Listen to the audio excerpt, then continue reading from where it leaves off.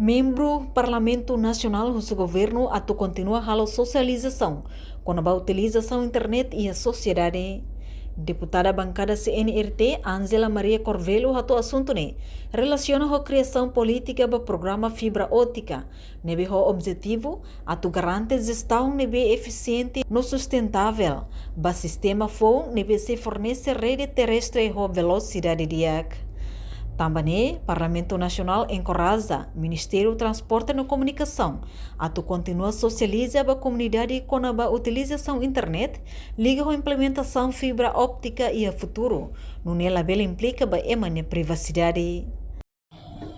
Uso da internet e agora dá que implementa da fibra óptica deve que for capacidade de linha internet a acesso ao macas com velocidade bem que dia, mas bem implementação nem você ita lá for socialização de dia, bem fomos impacto negativo se ita lá usa como tenek.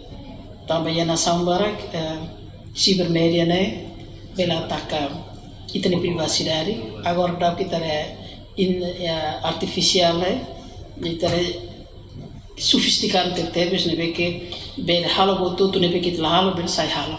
Também o sucari instituição competente pela socialização usa linha internet ou matéria a tornar a bela prejudica a raça. Parlamento russo atu governo tau ia consideração ba fator nebe necessário ba competitividade nação niang liu implementa política com a tecnologia informação ou comunicação. Reportagem Melda Fátima, Televisão Timor Post. Janela informação ba emogoto. Atu tem informação atual dia kliu. Kita haluha.